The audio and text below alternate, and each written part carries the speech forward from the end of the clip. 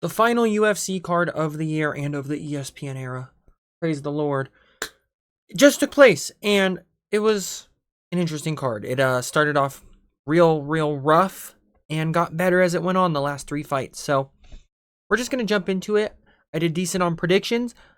Not to start, though, because I went with Teresa Bleda to win this. Not expecting her layoff to result in her getting absolutely lit up by Jamie Lynn Horth. I thought Teresa was just, going to be the younger fighter, faster fighter, more hungry. She's been gone for a while. She came back. I thought she was going to get it done. She got lit up, swarmed on. Jamie Lynn Horth got the TKO against the fence. TKO in the first round of a women's fight, so that was pretty cool. And then we got Alan Fry Jr. taking on Guilherme Pat. I went with Alan Fry Jr., so this made 0-2. Alan Fry Jr. trying to make this fight so boring. He was just trying to Marab Max, hold him against the cage, do nothing significant. Guilherme Pat was throwing heat.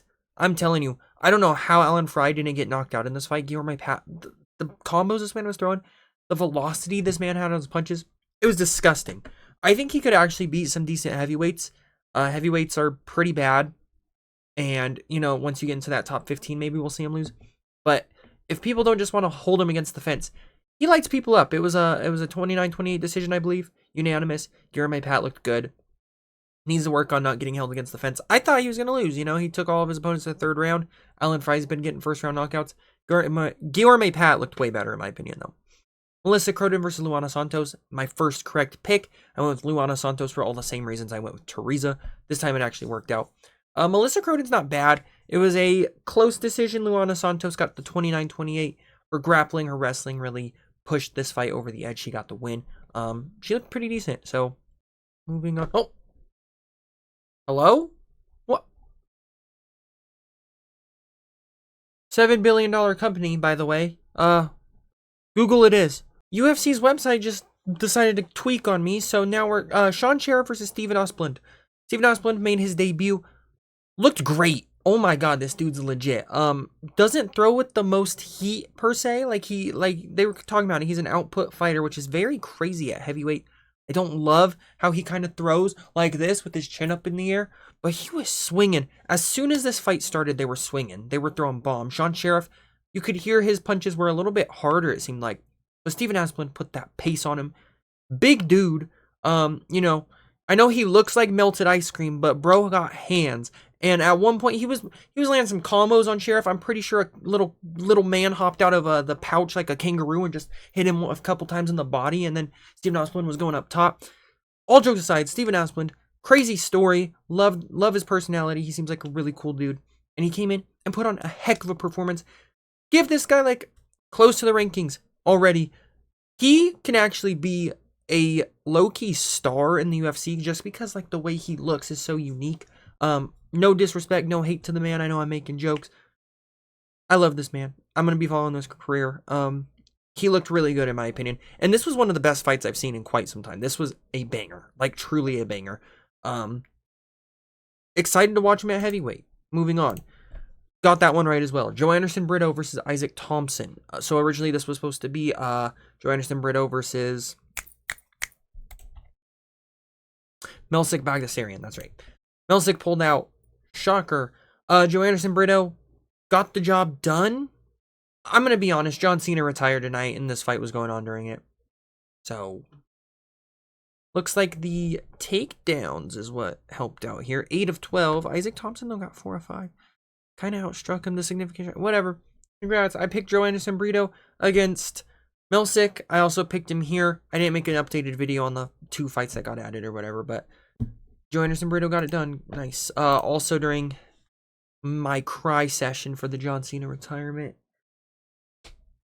I'm a grown man. Neil Magny fought Yaroslav Amosov, and I thought Yaroslav was going to get this one done. I thought it was going to be a decision. I thought he was going to have some problems at least. He kind of ran through Neil Magny. I was watching. My focus was on John Cena, as my eyes filled with tears. But on my phone, I had the fights, and I was like peeking over like that. It was like, yeah, Yaroslav got it done. He took him down, dominated him on the ground, and then got a submission win easily in the first round. He looked really good though. I was scared it was going to go to decision because Neil Magny is a really tough debut. I'm not going to lie. So for him to do that in the first round is pretty impressive. So that ended the prelims.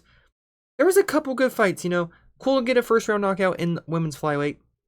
Mediocre decision. Banger fight right here. Whatever, I didn't really pay attention.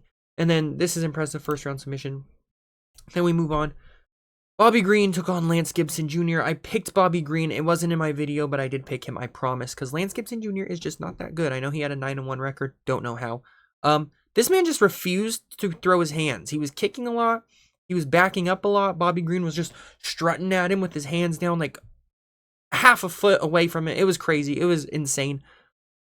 King Green, Bobby Green, I'm not going to call you king. You're a grown man. Bobby Green, put that pace on him. Don't know how this was a split decision. I gave him all 3 rounds. I think the first round, second, one of the rounds was kind of close. Was it the second? I think it was the second. It was pretty close. Bobby Green got it done. I figured he would. Experience. Tough fight to have in your debut as well. He looked okay. Bobby Green's not very good anymore, though. Like, you shouldn't be making it that close with someone like Lance Gibson. Lance Gibson looked terrible. But speaking of terrible, Kennedy Nzechukwu versus Marcus Buchecha. Some of the most questionable decision-making I've ever seen in my entire life. Kennedy Nzechukwu made about 8 fouls, grabbed the cage multiple times, cup kicked him, eye poked him. Just the most crazy things. And Herb Dean took a point. Praise the Lord, we finally saw a point deduction. And then he continued to foul, and Herb Dean just didn't really do anything about it. So, if I was a judge, I would just act like Buchecha won a round. I would rig it, because Buchecha should have got this. I went with Kennedy Nzechukwu to win. Obviously, a draw doesn't count as a win or loss for me on my predictions.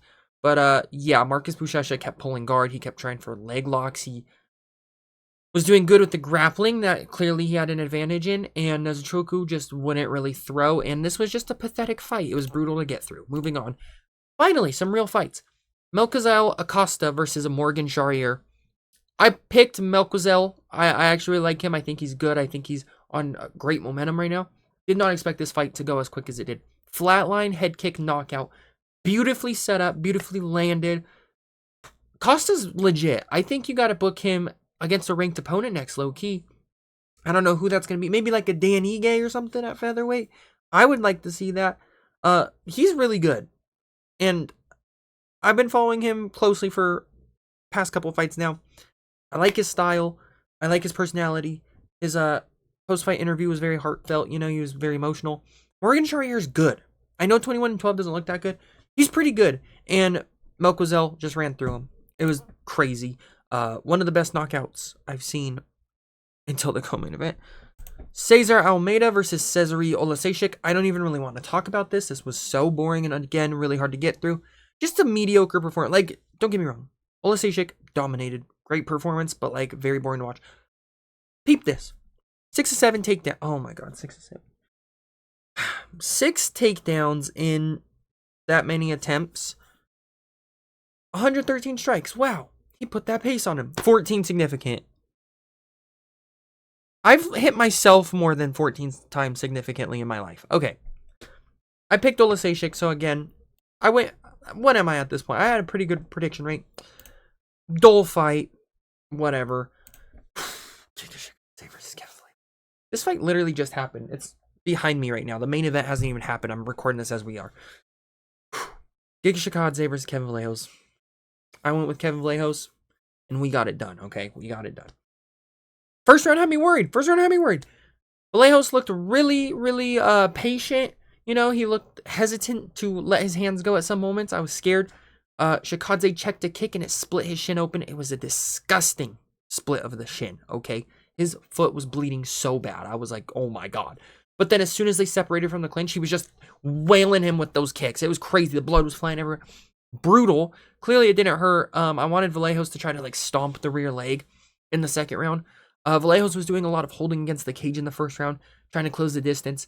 Ended up getting tied up with him. Chikadze's fun to watch. I don't really like him for some reason. Like, his face makes me mad. But he's fun to watch. His style is very unique. You can see why he gives problems to the fighters that he does in the featherweight division. But then in the second round, Vallejos goes out there. You know, they're going back and forth a little bit. A couple shots land from Vallejos. He's finding his range. Chikadze landing his kicks as he does. But Vallejos kind of just blocking him, honestly, like moving out of the way. Vallejos figures out the pattern of where Shikadze is going to go. Pushes him against the cage. Spinning back fist. Rocks Shikadze bad. His hairline that's already non-existent went further back. And it like nearly at history. It's grabbing history. Vallejos rocks him bad. And on his way down, Vallejos hits him again. Knocks him out cold. Follows up with elbow ground and pound. And Shikadze was like dead on the floor. It was brutal. One of the most brutal knockouts I've seen in some time. Kevin Vallejos is legit. He is top. He's going to be top 15 now. Top 15. We got some interesting matchups for him. Looking up at the rankings, you know. God, hopefully one day we get that Gene Silva, Kevin Vallejos rematch for like a title eliminator in the future. Like, give it like the end of this year or something. We could see that low key. I could see them doing that. If Gene Silva gets past Arnold Allen, Kevin Vallejos gets another fight in the meantime, wins that. End of the year, you have Vallejos versus Gene Silva, and they say winner gets title shot. I wouldn't even be mad at it. We'll see. We'll see what goes on with the rest of the year. Oh my God. This fight was amazing. And for the main event, I'll get back to you because it's about to start.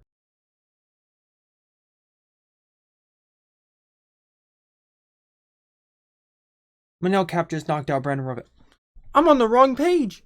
Manel Kape, it just happened. Manel Kape just knocked out Brandon Royval. I was wrong.